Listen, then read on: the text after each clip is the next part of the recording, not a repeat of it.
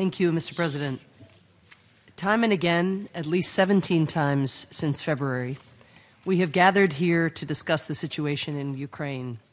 And time and again, we've had to dedicate significant amounts of time to reviewing the efforts of Russia to destabilize its neighbor and to refuting the bald misinformation and outright fiction about what is happening on the ground in Ukraine. Russian rhetoric has been inaccurate, inflammatory, and self-justifying. On June 17th, just last week, Foreign Minister Lavrov accused Ukrainian military authorities of carrying out ethnic cleansing. Days earlier, a leader in the Duma accused Ukraine of committing mass genocide. My government, this council, and the United Nations take extremely seriously any reports of ethnic cleansing or genocide, but baseless claims like this have the effect of radicalizing Russian separatists, escalating this horrible crisis, and further eviscerating the credibility of Russian reports from the region. We should consider such claims alongside the facts on the ground, such as the situation of the ethnic Tatar community in Crimea following Russia's purported annexation, which the international community will never recognize. The homes of Tatar leaders have been arbitrarily searched, and editors of its main newspaper threatened with prosecution. Tatars who have participated in peaceful protests have been locked up by the dozens, and many more insulted and harassed for speaking their language in public.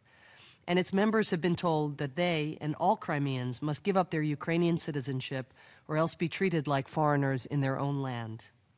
Meanwhile, in areas controlled by illegal separatist groups in southeast Ukraine, we continue to see Russia's extensive support for the campaign of violence and separatist terror. The crimes committed by these groups are methodically documented in the UN monitoring mission's reports and follow a pattern set by Russia's unlawful intervention in Crimea. They include the violent seizure and occupation of public and government buildings, unprovoked lethal attacks against Ukrainian security forces, and arbitrary arrests, torture, beatings, death threats, disappearances, killings, and other serious abuses carried out by Russian fighters and the pro-Russian separatists. We don't need to look very far or very hard to find evidence of this campaign.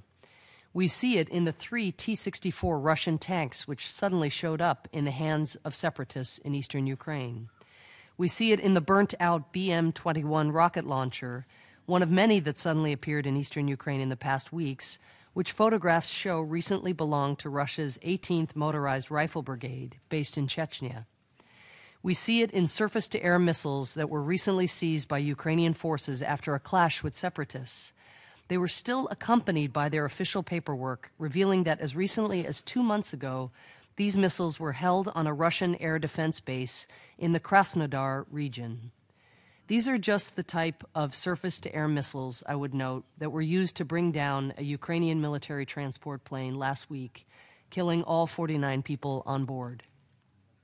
And we see it in the alarming redeployment of thousands of Russian troops and military hardware along the border with Ukraine at the closest proximity since the invasion of Crimea in February. Russia has attempted erroneously to characterize the events unfolding in eastern Ukraine as a humanitarian crisis. They falsely have cast themselves as the defender of rights and vindicator of the vulnerable, and the Russian army and its operatives as a humanitarian aid agency. But this Russian aid operation sends soldiers, not doctors. It mans armored personnel carriers, not relief tents. It provides surface-to-air missiles, not meals ready to eat. Russia claims that 100,000 people have fled Ukraine for Russia, yet Undersecretary General Amos informed this council in a briefing last week that the real number is around 4,600. I do not for one moment intend to minimize the very real humanitarian consequences of the crises in eastern Ukraine and Crimea, including the tens of thousands of internally displaced people within Ukraine's borders. But we have to be objective and fact-based in our claims and candid about what has brought about these dire humanitarian consequences, namely the political and military support that Russia continues to provide to armed, violent separatists.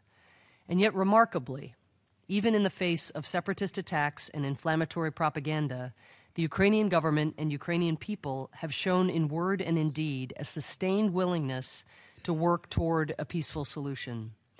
The Ukrainian people elected a leader, Petro Poroshenko, who campaigned on creating a democratic, unified, and peaceful Ukraine. And since taking office, President Poroshenko has persistently sought to achieve this goal through dialogue and reconciliation, even in the face of provocations and violence. He proposed and then implemented a unilateral ceasefire to allow separatists to lay down their arms. He offered to create a safe passage for Russian fighters to return to their country. And he proposed amnesty to Russian-backed separatists who have not committed serious crimes. We welcome yesterday's reports that representatives of the Ukrainian and Russian governments and separatist groups met together, leading to an announcement by some separatist leaders that they would respect the ceasefire. President Poroshenko and his government have taken steps to decentralize power, increase transparency, combat corruption, and protect the rights of minorities. And he has put on the table a comprehensive and just peace plan. In sum, he and the Ukrainian people have done everything that could be expected in an effort to make peace in accordance with international law and norms. Over the last few days, we have seen more contradictory behavior on the part of Russia. On the one hand, President Putin expresses his support for President Poroshenko's ceasefire and his intention to work toward a peaceful settlement. That is a welcome development. Yet, on the other hand, Russia has recently returned a significant number of its troops to the border and has ramped up the flow of weapons and materiel to separatists, an increasing number of whom are Russian citizens with no personal connection to eastern Ukraine. President Putin has also placed Russian troops on combat alert and launched a new surprise military exercise. President Putin's recent statements are welcome, but it's hard to take a little rhetoric of reconciliation seriously when it is accompanied by actions that are clearly aimed at stoking tension. And it is even harder to take seriously given that Russia's track record of repeatedly breaking its commitments to dialogue and to peace, as it did after the Geneva Statement in April and after the pledges that President Putin made to President Obama in Normandy earlier this month. So while we welcome the more conciliatory rhetoric from President Putin in recent days, these words now need to be reflected in a genuine shift in the facts on the ground. And those facts are best gathered by unbiased reporting, like that conducted by international monitoring missions. But the Russians and the armed separatists that they support don't seem comfortable with facts or with monitors. As we sit here, 8 OSCE monitors are being held captive for the crime of bearing witness and gathering facts, actions that are dangerous only to those who would distort those facts. These monitors have been held captive for nearly a month, by separatists in Donetsk and Luhansk, with no justification. For these crimes, there must be consequences. There also must be continued consequences for Russia's consistent violations of the fundamental principles of the UN Charter and for its ongoing failure to meet the commitments it has made. And there must be consequences for the widespread crimes and abuses committed by the armed separatists Russia supports, both because the victims of these crimes merit justice and because, as we have seen, unless Russia feels effective pressure to de-escalate, it will continue to choose to escalate this crisis. We have urged Russia to be part of the political solution to the crisis in Ukraine, but if it persists with the same escalatory tactics, it must face additional costs. Thank you.